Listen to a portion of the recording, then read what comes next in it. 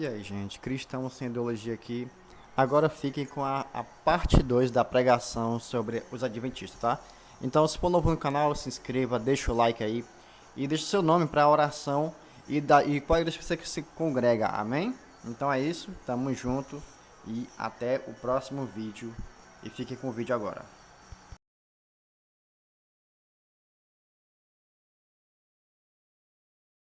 Certeza é abalada ou mais ou menos, às vezes ele é provado e testado nessa área. Mas a certeza da salvação é um direito e um privilégio, não um direito, mas é um privilégio que o crente verdadeiro tem aqui nesse mundo. Exatamente porque a salvação não depende de obras, porque se depender de obras, o que eu conquistei hoje, eu vou perder amanhã. Se a minha salvação depende do que eu faço, quem me garante que amanhã eu não vou tropeçar e perder essa salvação?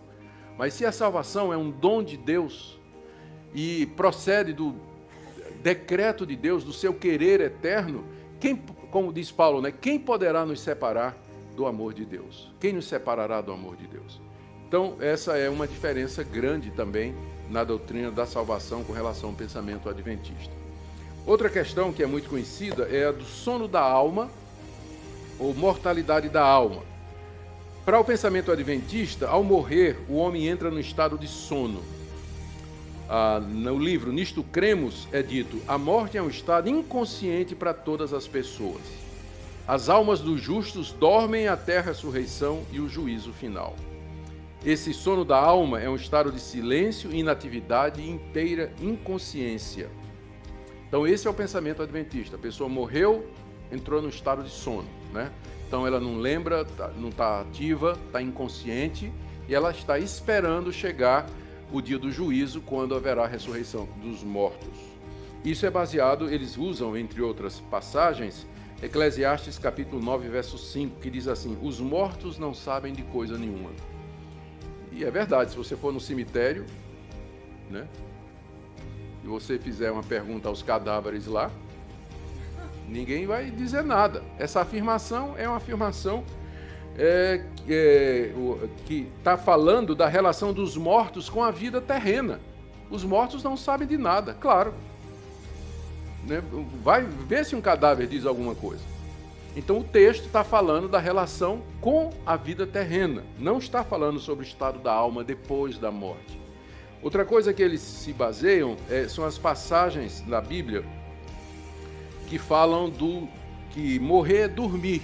Por exemplo, lá no final de Atos, capítulo 7, diz que Estevão estava sendo apedrejado pelos judeus, né? E ele teve uma visão de Cristo à direita de Deus, em pé, e ele disse: Senhor, perdoa-lhes, porque não lhes imputes esse pecado, e tendo dito isto, adormeceu. Quer dizer, ele morreu, não é? Só que a Bíblia chama de adormeceu. Por que a Bíblia se refere à morte como dormir? É porque a morte para nós, de fato, é como um sono nesse sentido. A gente dorme e acorda. A gente vai morrer e vai ressuscitar. Então, para o crente, a morte não é definitiva. É nesse sentido que a Bíblia se refere à morte como dormir. Não é nenhuma declaração sobre o que acontece depois da morte. Sobre o que acontece depois da morte, a Bíblia é muito clara, eu vou dizer daqui a pouco. Mas continuando. Para Ellen White, o primeiro sermão pregado sobre a imortalidade da alma foi o diabo. O diabo que pregou para Eva. A grande mentira original foi: não morrerás. Certamente não morrerás. Esse foi o primeiro sermão pregado sobre a imortalidade da alma. Ela diz também: a teoria da imortalidade da alma foi uma das falsidades que Roma tomou emprestada do paganismo e incorporou à cristandade. Mas, contudo, a Bíblia é muito clara ao dizer que, ao morrer, o espírito do homem sobrevive. Aqui, alma e espírito, a gente entende que é a mesma coisa, são apenas dois nomes para a mesma parte do homem. O que a Bíblia diz a respeito disso aqui? Vamos pegar algumas passagens, porque eu sei que tem gente que tem dúvida a respeito disso, a julgar pela quantidade de perguntas que eu recebo e críticas quando eu publico sobre isso nas mídias sociais. Então vamos lá, Mateus 10, verso 28. Não temais os que matam o corpo e não podem matar a alma. Temei antes aquele que pode fazer perecer no inferno tanto a alma como o corpo. Está vendo aí? Eclesiastes capítulo 12, verso 7, Salmos, Provérbios, Eclesiastes. Fica no Antigo Testamento, para você que está tendo dificuldade. Eclesiastes capítulo 12, no verso 7. Está dizendo, lembra-te do teu Criador nos dias da tua mocidade, antes que o pó volte à terra como era, e o Espírito volte a Deus que o deu. Lucas capítulo 20, verso 37.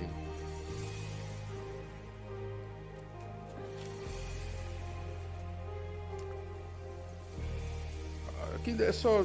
Tá, os mortos hão de ressuscitar, Moisés o indicou no trecho referente à sarça. Aqui são versículos falando sobre a ressurreição, eles não negam a ressurreição dos mortos, isso aqui não é dificuldade nenhuma. Vamos para Lucas 16, que é um texto bem conhecido, onde nós temos o rico e o mendigo, e todo mundo conhece a história do rico e Lázaro. Havia um certo mendigo chamado Lázaro, estou aqui no verso 20 do capítulo 16 de Lucas. Havia um certo mendigo chamado Lázaro, coberto de chagas, que jazia à porta daquele, desejava alimentar-se das migalhas, etc. Morreu o mendigo, verso 22, e foi levado pelos anjos para o seio de Abraão. Morreu também o rico e foi sepultado. No inferno, estando em tormentos, levantou os olhos e viu ao longe Abraão e Lázaro no seu seio, e aí continua a conversa.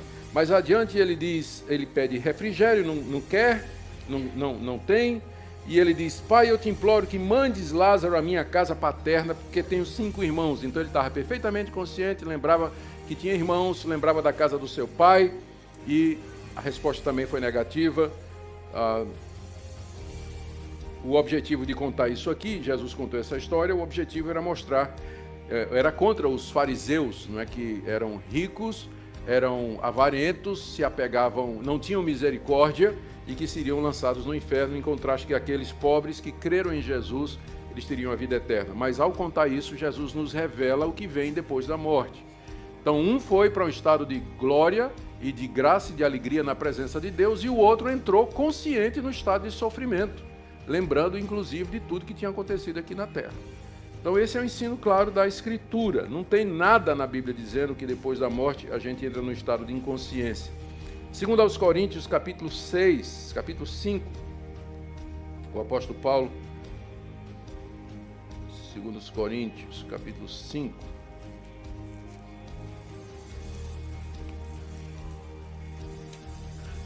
o apóstolo Paulo diz, 6 a 8,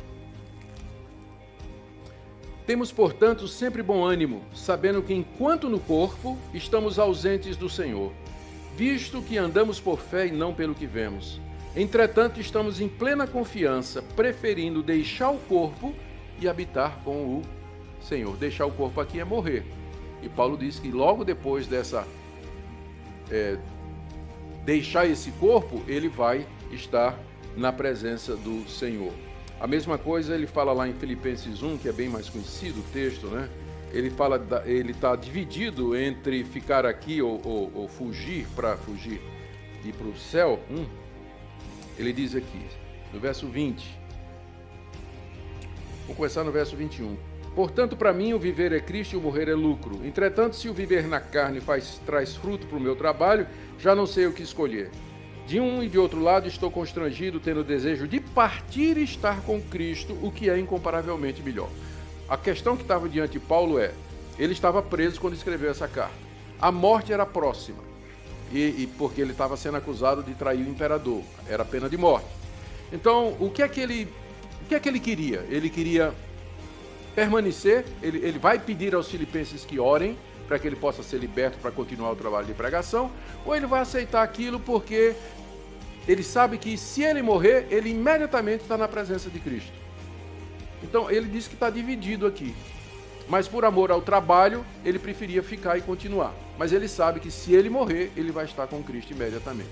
Ora, se depois da morte tivesse nada, né, mas um sono, né, não faz sentido isso aqui. Como não faz sentido a declaração de Jesus ao ladrão? O ladrão na cruz, arrependido, disse: lembra-te de mim quando entrares no teu reino. O ladrão tinha uma visão futura, hebraica, de que o reino de Deus ainda era futuro. Resposta de Jesus: hoje estarás comigo no paraíso. Ou seja, o paraíso não é uma realidade apenas para o futuro, mas para aqueles que morrem, eles já entram na presença de Deus imediatamente. Aqui quero fazer só uma citação, por último, do livro de Apocalipse. Tem muitas outras passagens, meu tempo não dá. Apocalipse capítulo 6. João tem uma visão das almas dos que morreram. E o que é que eles estão dizendo? O quinto selo, Apocalipse capítulo 6, verso 9. Ao abrir-se o quinto selo, vi debaixo do altar as almas daqueles que tinham sido mortos por causa da palavra de Deus e por causa do testemunho que sustentavam. Nessa visão que João teve, ele tem uma visão da glória, e ele vê lá na presença de Deus, diante do altar, as almas dos que morreram perseguidos pelo testemunho de Cristo. E muita gente tinha morrido na época de João por conta do Evangelho. João, inclusive, estava preso na ilha de Patmos, exatamente pela perseguição do Império Romano. Milhares de cristãos foram mortos pelo Império Romano. E João viu a alma deles lá na presença de Deus. E verso 10, clamando em grande voz. Estava dormindo não. Estava clamando em grande voz, dizendo: até quando, ó soberano Senhor, santo e verdadeiro, não julgas nem vingas o nosso sangue dos que habitam sobre a terra?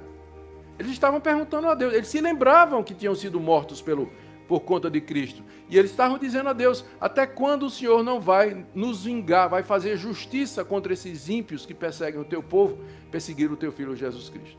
E aí Deus responde: espera um pouquinho, porque ainda tem mais. Diz, tem que se completar o nome daqueles que vão morrer. Tem muito mais mártires que vêm pela frente.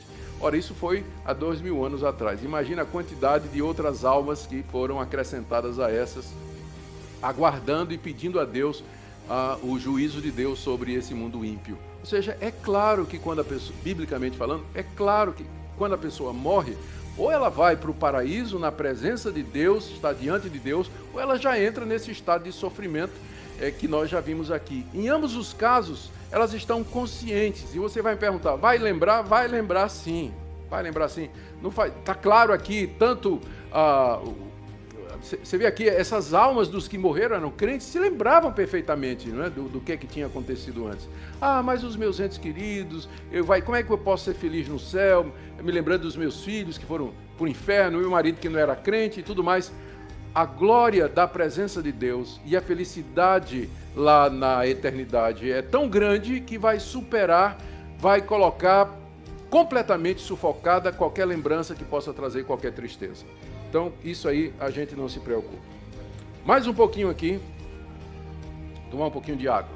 Ontem fui no médico, como eu disse a vocês, né? Eu fiz uma cirurgia no fundo da garganta, tinha uma manchinha. Aí teve que remover o tecido. Isso foi o ano passado aqui em Goiânia. Um médico muito bom. Ele tirou, graças a Deus não tinha nada, mas fez uma cicatriz, né? Cicatriz. E aí a sensação ninguém vomite, é de uma asa de barata presa no fundo da garganta. É uma sensação que eu tenho o dia todo. Tem uma asa de barata presa lá, né? Então fui fazer a revisão lá com ele. E ele disse: olha, a cicatriz está ótima, a asa de barata não tem o que fazer, vai ser até o dia da sua morte, isso aí, não é? Amém, né? Espinho na carne, 1 Coríntios 12, né? E aí ele disse: você é pastor pregador? Eu disse: sou. Ele disse: quanta água você toma durante a pregação? Eu disse: nada. Eu disse: mas o senhor, é um absurdo o senhor fazer isso, o senhor tem que tomar pelo menos 1 litro de água durante a pregação que o senhor faz. Não é? Então, eu não bebo água durante a pregação, eu estou bebendo, vou passar a beber agora por conta disso, né? Por conta dessa recomendação. Ele disse que isso vai ajudar a ter menos atrito, né? da queloide, da cicatriz, com as outras partes da boca, e o incômodo vai ser menor, espero. 1 litro de água eu não tomo não, mas 1 copo eu tomo, garanto. Vamos lá. Edita isso aí, viu? Não precisa ir para... Satanás levará sobre si nossos pecados. Essa é outra doutrina adventista. É bem complicado. Em resumo, o que eles dizem é o seguinte, eu vou logo partir aqui para os finalmente. Tem uma passagem lá em Levítico 16, 15 a 16, e depois 22 e 26, onde Moisés instrui o povo a fazer o seguinte. Eles têm que tomar um bode, 2 bodes, no dia da expiação. Então, traz o primeiro bode, e o primeiro bode é sacrificado pelos pecados dos israelitas. Em seguida, traz o segundo bode, o sacerdote impõe as mãos sobre ele e transfere os pecados dos israelitas para o bode. Depois o bode é solto no deserto, ele vai embora. Então, na interpretação adventista, aquele bode é Satanás. E o assunto é o seguinte, Cristo, como é que eles fazem? Cristo entrou no santuário terreno, celeste agora, está fazendo expiação pelos nossos pecados, está terminando a obra dele. Quando ele vier em glória, na sua segunda vinda, ele vai pegar os nossos pecados e vai lançar sobre Satanás, e Satanás vai ser destruído juntamente com os nossos pecados. Então, na verdade, dessa perspectiva, quem é que paga os nossos pecados? Né? Que eles negam, obviamente. Estão dizendo que não é isso aí. Mas é a interpretação que eles fazem daquela passagem. O segundo bode é o diabo. Ele leva os pecados do povo de Deus. Deixa eu ler aqui o que é que eles dizem, né? Eu vou ler aqui uma passagem de Ellen White, O Grande Conflito. Esse livro que um dos livros que eu tive a oportunidade de ler para a pesquisa. No dia da expiação, o sumo sacerdote, havendo tomado uma oferta da congregação, entrava no lugar santíssimo com o sangue dessa oferta e o aspergia sobre o propiciatório diretamente sobre a lei para satisfazer as suas reivindicações. Até aqui está correto. É isso mesmo. O sacerdote, como eu disse, fazia exatamente isso. Então, em caráter de mediador, o sacerdote tomava sobre si os pecados e os retirava do santuário. Isso aqui não está lá em Levítico. Isso aqui já é ela dando a interpretação. Colocando as mãos sobre a cabeça do bode emissário, confessava todos esses pecados, transferindo-os assim figuradamente de si para o bode.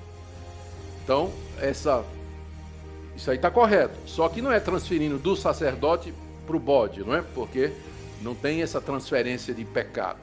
Mas, de qualquer forma, é um ato simbólico, né? Quando o sacerdote coloca a cabeça sobre o segundo bode, aquilo é simbólico. A transferência não é real, porque ela fala como se fosse uma transferência real. Aquilo é um símbolo. Tudo ali é simbólico. E o bode, então, levava esses pecados e eram considerados como para sempre separados do povo. Verificou-se também que, ao passo que a oferta pelo pecado apontava para Cristo como sacrifício, o primeiro bode, então, representa Cristo, porque ele é imolado pelo pecado, o bode emissário tipifica Satanás, autor do pecado, sobre quem os pecados dos verdadeiros penitentes são finalmente colocados.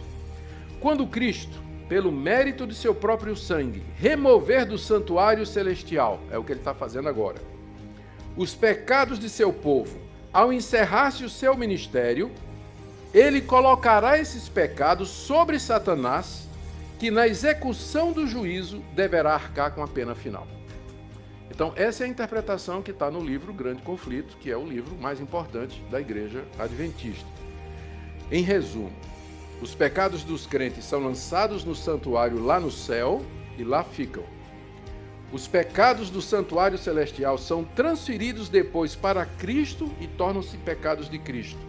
É o que Cristo está fazendo agora, quando ele entrou lá em 1844 no santuário celeste.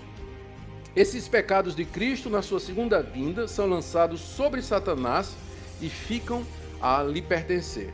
E quando Satanás for aniquilado, também os pecados serão. Em suma, a essência do plano da salvação da Adventista aparenta fazer Satanás participar da obra da redenção, como alguém que vai sofrer e ser destruído pelos pecados dos homens.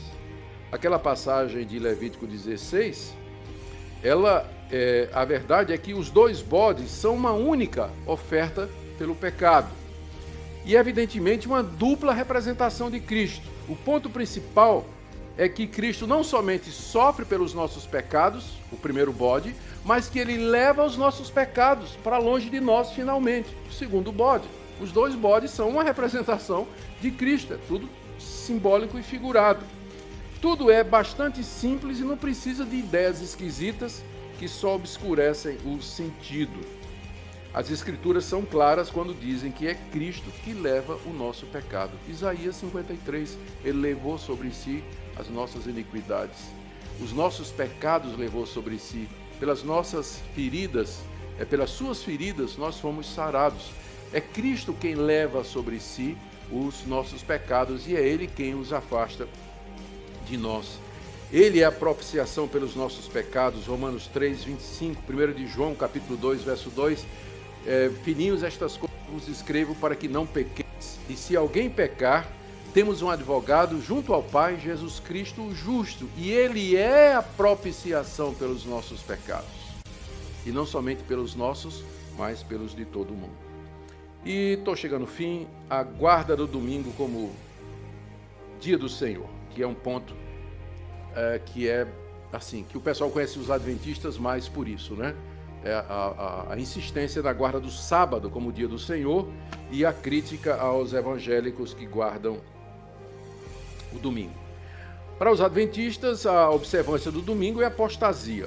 Ellen White, escrevendo no livro Testemunhos, a lei da observância do primeiro dia da semana é produto de uma cristandade apóstata.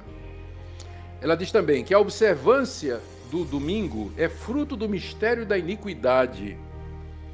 Deve sua existência ao mistério da iniquidade e sua imposição é o virtual reconhecimento do romanismo. Mas será que as Escrituras desejam nos ensinar exatamente isso? Cristo, na verdade, é o Senhor do sábado, isto é, o sábado que submete a Ele. Deixa eu mostrar aqui para vocês as razões pelas quais os cristãos eles passaram a guardar o dia de domingo depois da ressurreição de Cristo e do dia de Pentecostes. Primeiro, Cristo ressuscitou no primeiro dia da semana. Isso está claro, leia, por exemplo, Marcos 16, verso 1. O primeiro dia da semana, que é o domingo, foi o dia especial das manifestações de Cristo. Ele se manifestou 5 vezes no primeiro domingo e outra vez no domingo seguinte, Lucas 24, João capítulo 20. O Espírito Santo foi derramado no dia de Pentecostes, que é um dia de domingo. Os cristãos dos tempos apostólicos costumavam se reunir aos domingos para celebrar a Santa Ceia do Senhor, pregar e separar suas ofertas. Atos capítulo 20, verso 7, 1 Coríntios 16, versos 1 e 2. A história confirma que a prática do domingo já acontecia antes do decreto de Constantino, porque eles dizem que quem introduziu a prática do domingo foi o imperador Constantino no século IV. Mas eu quero ler para vocês aqui algumas coisas. A lista é grande. Carta de Barnabé, do século 100, aliás, desculpa, século 100, do ano 100 depois de Cristo. Nós celebramos o primeiro dia com regozijo, no qual Jesus ressuscitou dos mortos e, após ter aparecido, subiu aos céus. A carta de Barnabé era um discípulo do apóstolo João.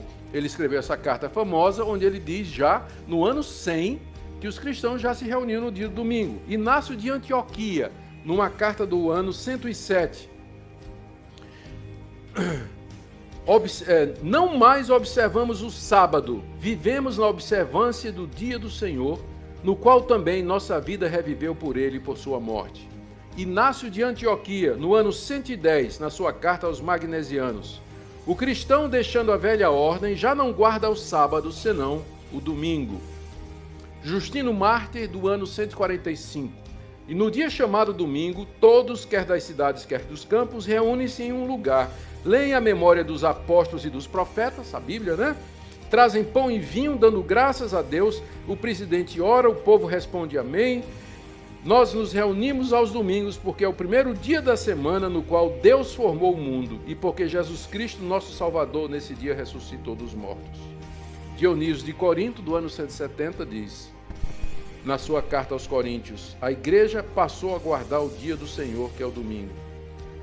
Bardessanes de Edessa, no ano 180, em certo dia, o primeiro dia da semana, nos reunimos, lemos e jejuamos. Orígenes, do ano 225, guardamos certos dias, como por exemplo, o dia do Senhor.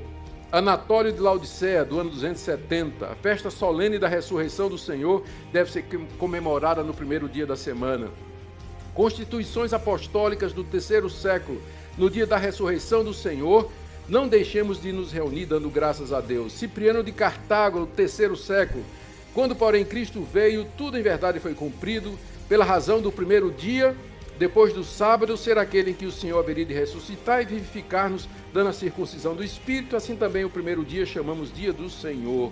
E aqui a lista continua, eu não vou aborrecer vocês com citações dos pais da igreja, mas são centenas de citações em que os pais da igreja, nos seus escritos, muito antes de Constantino, eles dizem que os cristãos guardavam o domingo como sendo o dia do Senhor. O sábado foi abolido. Por essa razão, ele não aparece nos 4 preceitos lá de Atos, capítulo 15, de 20 a 29.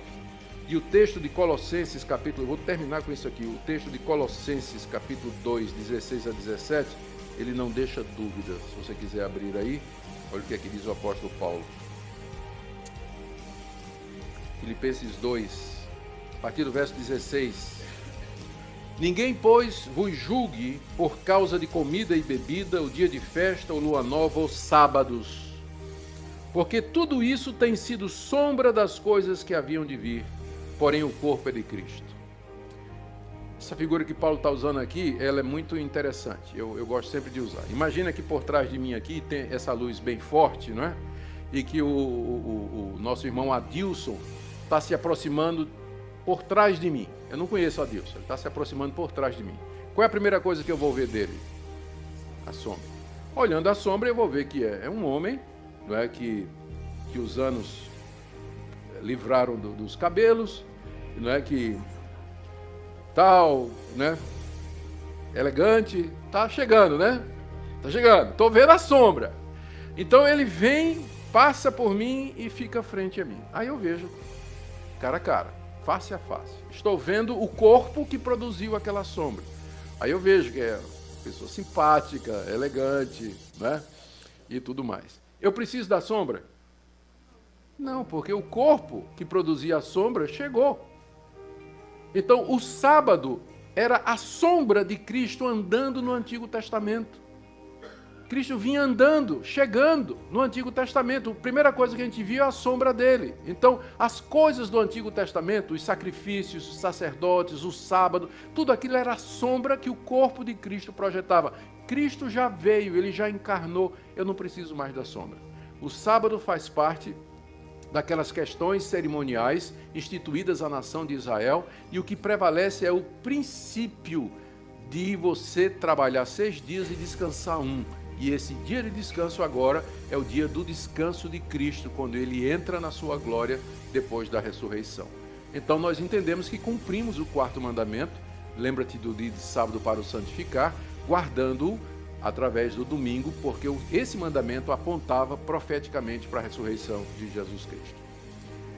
Eu ainda podia falar sobre o juízo investigativo, né? O que Cristo está fazendo no céu, investigando os nossos pecados, mas eu creio que não é necessário, porque não tem nenhuma fundamentação bíblica para isso. A Bíblia diz que a obra de Cristo já foi completa. Ele ofereceu-se de uma vez por todas pelo pecado. E, portanto, não há mais nada a ser feito com relação às Escrituras Sagradas. Quem intercede por nós é o Senhor Jesus, uma vez que ele concluiu o seu sacrifício vicário, vivendo sempre para interceder por nós. Uma outra doutrina diz que não tinha, mas tinha só essa daqui. Eles acreditam na aniquilação dos ímpios e Satanás. O adventista não acredita no inferno, no sofrimento eterno. Eles ensinam que Satanás, seus demônios e todos os maus, os ímpios, eles serão aniquilados e completamente destruídos. O castigo deles vai ser deixar de existir. Então os ímpios aqui, os idólatras, os mentirosos, os rebeldes, todos aqueles que a Bíblia diz que não entrarão no reino de Deus, o castigo deles será, na ressurreição dos mortos, eles serão aniquilados. eles deixarão de existir para todo sempre. Eles não creem em sofrimento eterno. Aliás, Ellen White diz que a teoria do castigo eterno é uma das doutrinas falsas que constitui o vinho das abominações da Babilônia.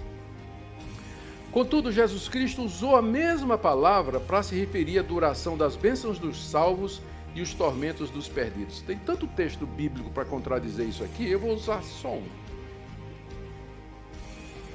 Mateus, capítulo 25.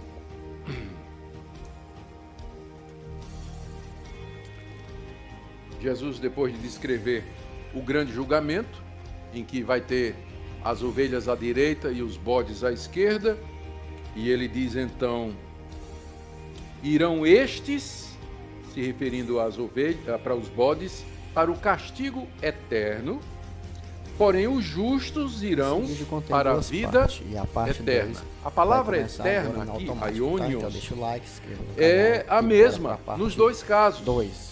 Então, quando eles dizem, quando Jesus disse que o castigo é eterno, ele é tão eterno quanto a vida eterna.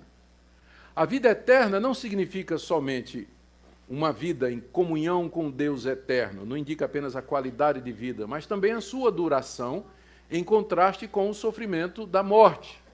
Da mesma forma, quando se refere ao castigo eterno, não é que é um castigo eterno porque será infligido por um Deus eterno, mas porque a sua duração é para todo sempre.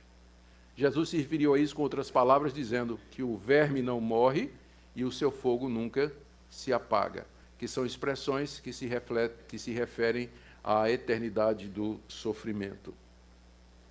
Conclusão: nós devemos ter cuidado para não generalizar, como eu disse. Dentro do adventismo existem diferentes linhas e correntes. Vai ter adventistas que vão dizer, mas eu não concordo com Ellen White nisso aqui. Amém. Ótimo. Né? Nós já vimos que, tirando o ensinamento de Ellen White e de alguns outros líderes do adventismo, o que o adventismo professa é semelhante ao que os evangélicos professam também. Então, devemos ter cuidado para não fazer essas generalizações.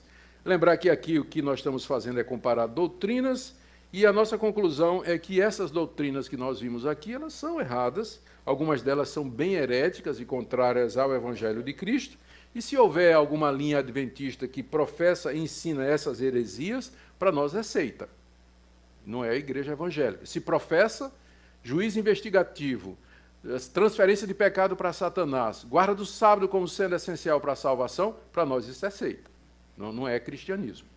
Mas pode ser que exista adventista que não acredite nessas coisas. Amém.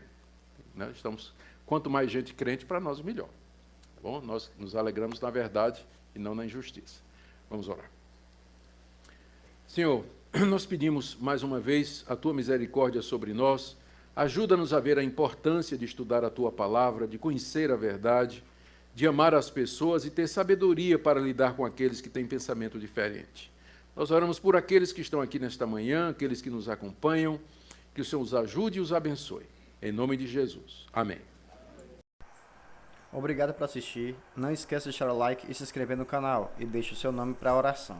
Amém? Até a próxima e tamo junto.